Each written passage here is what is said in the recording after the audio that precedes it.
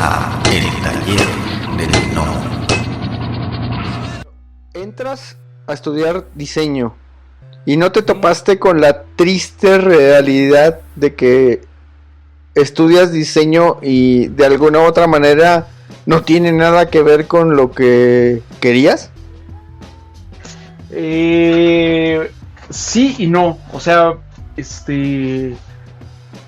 yo por ejemplo, o sea, estando en la prepa, en algún momento, por ejemplo, tuve un acercamiento con la gente de Kaboom, con Oscar González, con su papá, el señor Oscar González Guerrero, buenas personas, muy chidos, la verdad, me trataron súper bien y bueno, daban tips de dibujo todos los fines de semana, recibían a toda la gente que llegara ahí en una tienda de cómics, y pues bueno, yo como que ahí fui como midiéndole, ¿no? Ellos fueron mi primer contacto con gente profesional,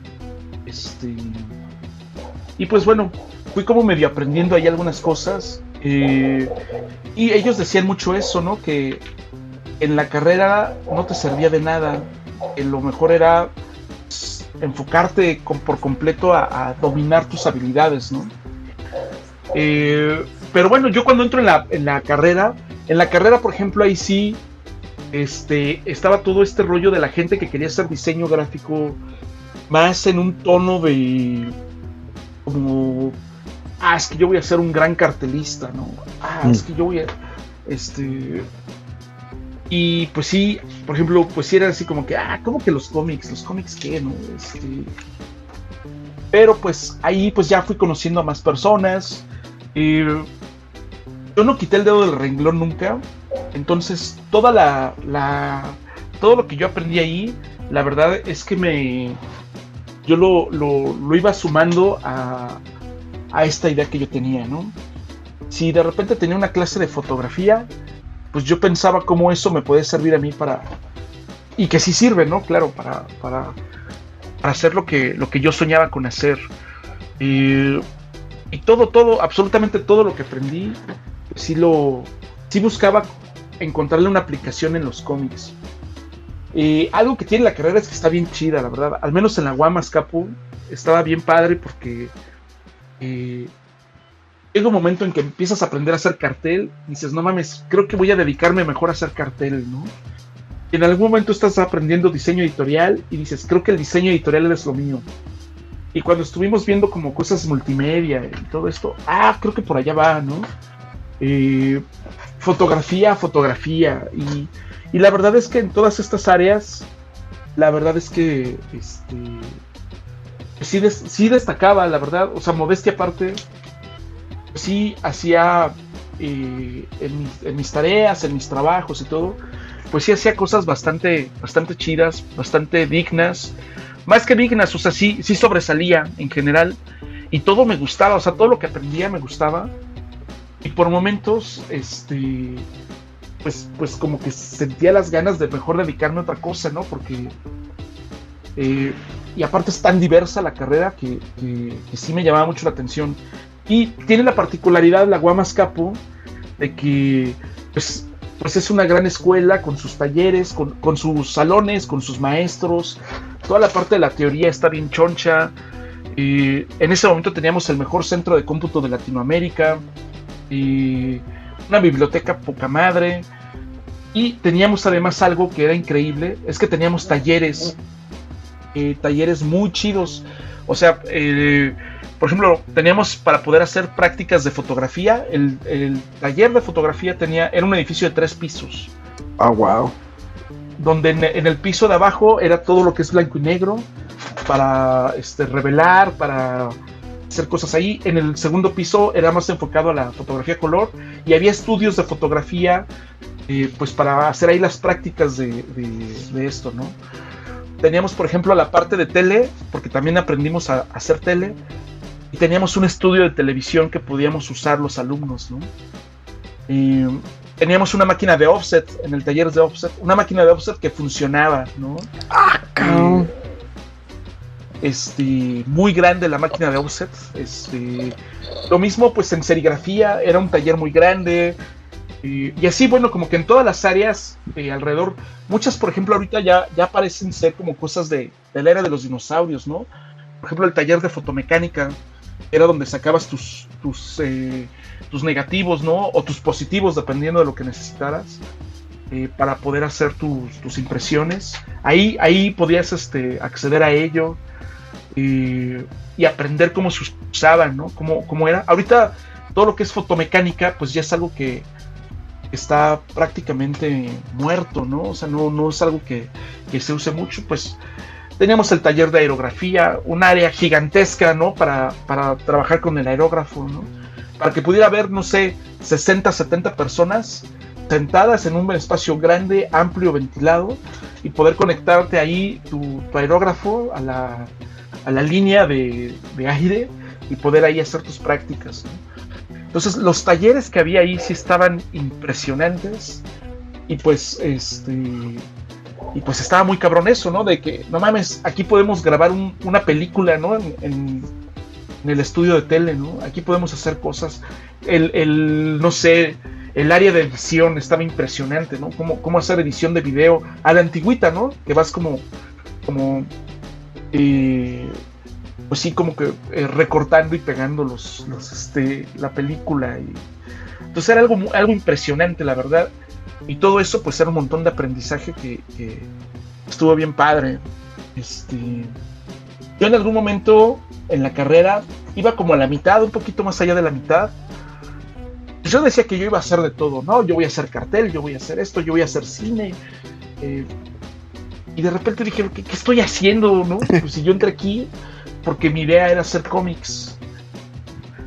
Entonces dije, bueno, no puedo, si bien, como te decía, destacaba en general en todas las áreas, o sea, sí, así súper ñoño, ¿no? Pues yo decía, bueno, ¿qué pasa si empiezo a enfocarme y a darle de lleno a lo que me gusta, ¿no? Y entonces le di dije, bueno, voy a pegarle al área de ilustración, obviamente eso me va a ayudar un montón. No voy a olvidar todo lo que me gusta de fotografía, todo lo de cine, me parece que está muy, muy enriquecedor, pero no voy a soltar el cómic. Entonces me enfoqué en la parte de diseño editorial, en la parte de ilustración, y yo dije, esto me va a ayudar a mí y podría, pues me va a ir bien de aquí, ¿no? Y bueno, al mismo tiempo que ocurría esto, yo desde que estaba en la prepa, yo ya hacía diseño gráfico, yo ya vendía diseño gráfico, ¿no? Ya, pues me sacaba una lana ahí de vender, que diseñaba tarjetas de presentación, hacía algunos flyers, algunos logos a negocios pequeños. Yo siempre decía que de ahí salía para mis chicles, ¿no? Para sacar para los cómics, ¿no? Para salir con la novia en turno, y pues más o menos. Entonces yo combinaba mucho la experiencia que estaba teniendo yo haciendo freelance de diseño gráfico con la parte que pues apenas estaba aprendiendo a diseñar, ¿no? Entonces pues sí, eso me ayudó mucho y fue muy enriquecedor. Y a partir de que empecé como a cerrar un poco este abanico de posibilidades que te da la universidad, dije, no me tengo que distraer y lo voy a cerrar a estas opciones. Fue que empezó mi trabajo a irse para arriba, ¿no? Empezó a destacar bastante.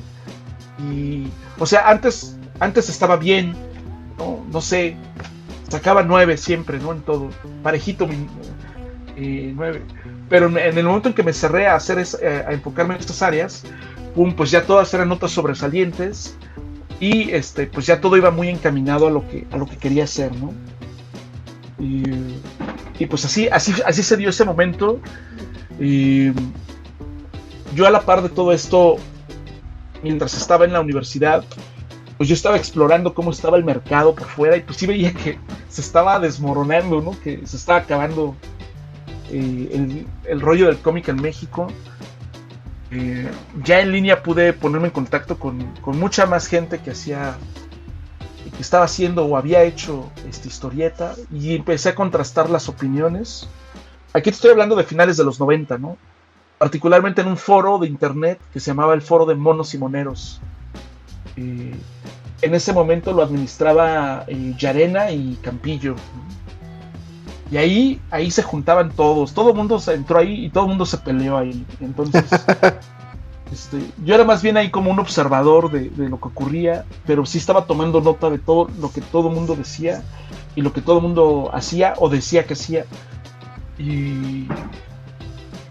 Y pues ya, pues eso fue muy interesante porque te decía que antes de eso mi gran referente, bueno, no gran referente, pero la gente que yo conocí que hacía cómic, pues eran los amigos de Kaboom, que los había conocido pues estando en la prepa, y yo en algún momento pues me alejé un poco porque no veía que eso caminara, ¿no? Para algún lado. Y particularmente ahí en esa época, en la época de los foros, pues empecé a conocer algo que se llamaba el Taller del Perro. Y empecé a conocer las opiniones de algunas personas, como lo era un tal Edgar Clement, ¿no? En ese momento por ahí andaba Quintero también, de repente se asomaba ahí. Y empecé a conocer a Ricardo Peláez. Él no era tan activo en los foros, pero pues yo empecé ya a seguirles la pista, ¿no? A ellos. Y bueno, pues algunos un poquito después ya los pude conocer. Conocí el Taller del Perro. Y pude platicar con ellos, sobre todo con Clement y con Ricardo Peláez Goicoechea. Y pues no, fue increíble el conocerlos, el ver qué era lo que estaban haciendo, ver las posibilidades, ¿no? Y a mí eso que estaban haciendo ahí me resultó profundamente inspirador, ¿no? Y sí marcó mucho de lo que pudiera ocurrir después conmigo, ¿no? Ahí yo era como una esponja, ¿no? Estaba como aprendiendo. Si bien tenía los conocimientos de diseño, pues ahí yo era un diseñador nada más, ¿no? Toda la carrera quise hacer cómics, hice algunos ejercicios de cómic en la universidad, pero mis proyectos personales nunca lograba sacarlos, ¿no? Nunca lograba avanzar con ellos. Hacía una página y no me gustaba y la repetía, y no me gustaba y la repetía, y no me gustaba y nunca pasaba de la página 1, ¿no? De repente tengo varios proyectos con 30 páginas uno, ¿no? 40 páginas. Canejo. Y dices, güey, si hubiera brincado y hacer la 2 y luego pues tendría un montón de proyectos que hubieran avanzado, ¿no? Pero en este momento, pues, entre que no tenía la experiencia, no sabía muchas cosas, pues no pude darle salida a nada en realidad, nada importante, nada relevante. Pero pues estaba así, conociendo, absorbiendo, y yo sí estaba muy decidido a donde quería llegar. ¿Cómo ves? Oh, pues fue bastante largo en el sentido de que hiciste un chorro de cosas. Estoy sorprendido porque yo no sabía que tenían tanta infraestructura en la escuela, la verdad. Me parece genial que les dieran tantas herramientas. Y pues wow. Fíjate que algo que pienso ahora es que nomás porque estaba bien chavito y con mis cuates que nos gustaba hacer esto, nos estábamos sacando los mocos nada más, pero la verdad es que, por ejemplo, la máquina de offset lo hubiéramos podido usar para publicar cosas, realmente nada más consiguiendo el papel y dándole para el refresco al impresor. Al impresor, que es ellos, ¿cómo se les llamaba? Pues era el encargado de la maquinaria, ¿no? Sí, o sea, cada taller tenía su técnico, ¿no? Okay. Su técnico. Entonces, realmente ahí si hubiéramos ahí, no sé, hecho un fanzine, pues esos güeyes nos hubieran ayudado a imprimir, ¿no? O hasta en serigrafía ahí mismo, ¿no? Había grandes posibilidades, pero pues estás tan escuincle que no, y nadie te dice, oye, tú puedes hacer esto, ¿no? Ahorita lo pienso y digo, pues estaba ya en nuestras manos, a nuestra disposición, y con darles una coca, una torta, seguro nos echaban la mano estos señores que la verdad es que se la pasaban bien aburridos ahí, coacheando a los escuincles ahí que que estábamos aprendiendo, ¿no? Y ahorita que toques el tema, entonces, ¿nunca hiciste fanzine? Realmente hice algunos ejercicios de fanzine hasta después, pero yo primero publiqué en Offset antes que en fanzine. Sí. Ok. Sí, No, más pues, por el romanticismo. te brincaste. Sí. Y a todo esto, ¿cuál fue entonces tu primera publicación? Bueno, mira, hicimos varias cosas. Yo estaba en la carrera. Bueno, ahorita te conté que cuando conocí el taller del perro, para mí me pareció que era muy importante lo que estaban haciendo ellos. Y a mí en ese momento me parecía que era claro, ese era el camino para hacer cómics en México, ¿no? O sea, es decir, autores autopublicando su obra, igual y trabajando como un pequeño despacho de ilustración donde hacían chamba comercial, pero que de ahí nutrían o sacaban lo suficiente para autopublicar obra de autor, ¿no? Eso me parecía que era el camino, ¿no? Siempre lo tuve muy claro. Bueno, no siempre, en ese momento, ¿no? Ahí te estoy hablando del 2001, que fue cuando ya platiqué en forma con ellos. Y empecé a compartir esas ideas con algunos amigos.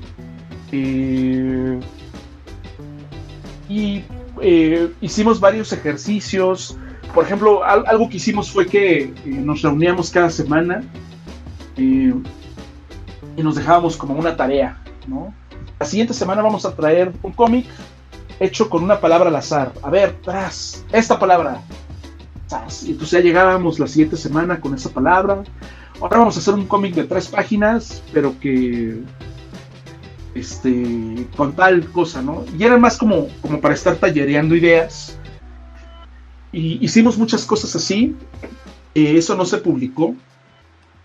Y en algún momento hicimos un cómic. Lo fui como dirigiendo yo. Es un cómic que se llamó A Puerta Cerrada. Y es un cadáver exquisito. La idea era que yo iba a hacer 3 páginas, se las iba a pasar al siguiente, el siguiente hacía otras 3, así.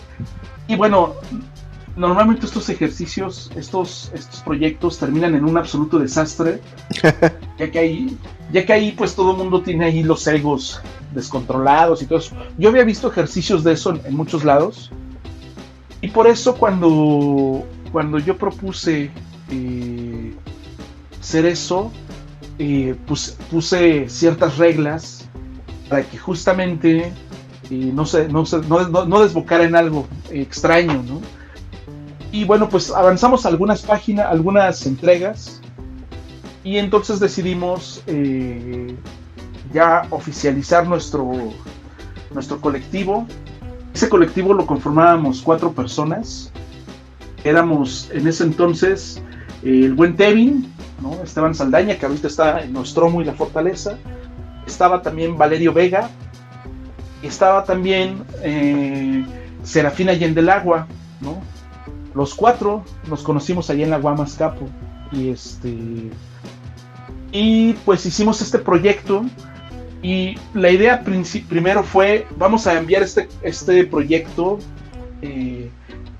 Cada semana hay que hacer 3 páginas, ¿no? Y con esta dinámica. De repente había quien hacía 6 páginas en esa semana. Y pues sí se valía, ¿no? Sí se valía todo eso. Pero la intención era que íbamos a estar íbamos a juntar todos nuestros correos de todos nuestros contactos. Y cada semana les íbamos a enviar 3 páginas de cómic, ¿no? En esa época donde era bien difícil. O sea, te mandaban 4 y ya no cabían en tu correo, ¿no? Había como un mega de espacio en los correos, o no sé. Entonces empezamos a hacer esto, a enviarlos por correo electrónico. Y nosotros nos llamábamos Colectivo Dosis. Y cada semana había una entrega de este proyecto, ¿no? Este proyecto ya después lo pusimos en línea en nuestra página. Y bueno, digamos que ese fue el primer proyecto así que hicimos ya en forma, que sí dimos a conocer de manera pública, aunque fue en línea. Ya proyectos publicados realmente fue hasta el 2006, ¿no? Ok. Publicamos ya una antología que se llamó Paranormal Directo. Era una antología de historias de terror que ocurren en el transporte público. Qué chido. Y eran 4 historias, o 5, no me acuerdo cuántos eran. Historias muy cortitas. Y en ese momento, en 2006 más o menos, habíamos formado un nuevo colectivo que incluía a los que integrábamos Colectivo Dosis, más otros 2 amigos. Ese se llamaba la Parranda. La Parranda de Moneros, creo que se llamaba. Era más parranda que cómics ese proyecto. Y publicamos esta antología de historias de terror que ocurren en transporte público. Y pues fue outset, fueron 1000 ejemplares. Wow. Digamos que ese fue el primero, aunque yo siempre cuento a La Puerta Cerrada como la primer. Si bien fue en línea, fue web, realmente fue el primer proyecto donde salimos con algo así, ¿no? Ok. Pero sí, así se dio eso. En La Parranda hicimos varias cosas. Algunos proyectos ya ahí se fueron descalabrando, pero estuvo interesante ese inicio de formar este colectivo. Y la idea central era replicar lo que había estado haciendo el Taller del Perro, que era funcionar como un estudio de ilustración, digamos, ilustración, diseño, ¿no? Más o menos, y hacer trabajo comercial, y a la par estar haciendo nuestra propia obra, ¿no? Sin embargo, nos fue muy bien en el sentido de que nos cayó mucha chamba, ¿no? Y siempre estábamos resolviendo otras cosas. Y bueno, además ahí pues nos fuimos, varios de los que participábamos en estos proyectos, pues fuimos agarrando chamba fija, y eso pues limitaba mucho el tiempo que teníamos para dedicarle a hacer nuestros propios cómics. Entonces estuvo interesante, pero tampoco surgieron muchas cosas de eso por lo mismo, ¿no? De que nos clavamos en esa inercia. Y pues bueno, a mí por ejemplo, algo que ocurrió en esos momentos, ahorita me estoy regresando al 2003. La Puerta Cerrada es del 2003, y en 2003 es el año en que presentamos el Colectivo Dosis con esto que te estoy diciendo. Sí. Pero algo que ocurrió en 2003, que para mí sí fue muy importante también, es que me invitaron a formar parte de un proyecto muy chido, muy importante, en Editorial Televisa.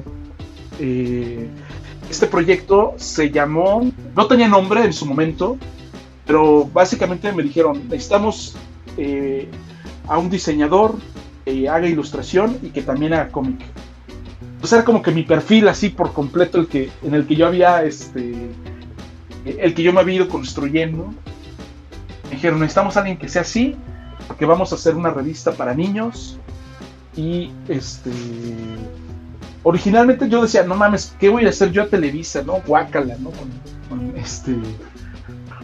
Pero pues el proyecto al que me invitaron, además de ser para niños, traía un rollo cultural y algo muy extraño, ¿no? De ahí en Televisa.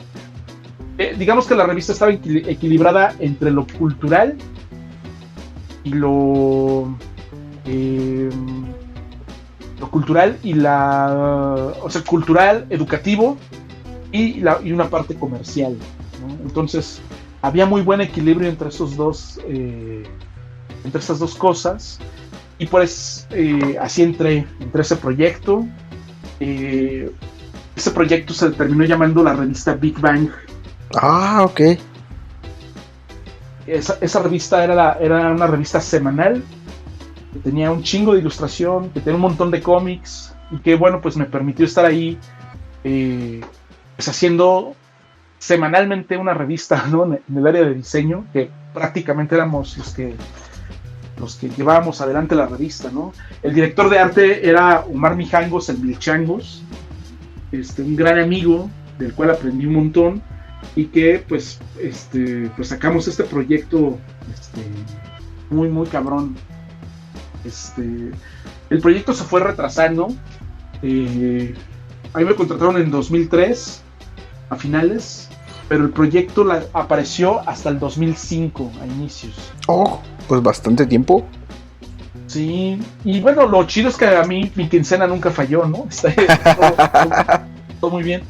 Pero en el Inter nos pusieron a hacer un montón de cosas ahí muy, muy interesantes.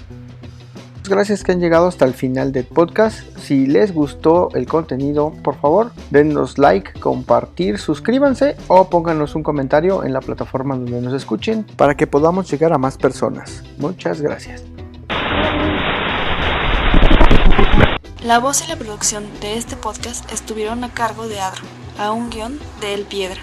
Para todas sus dudas, sugerencias y comentarios, tenemos la siguiente dirección de email: tallerdelgnomo@yahoo.com. Gracias y hasta la próxima. Este fue el podcast de El Taller del Gnomo.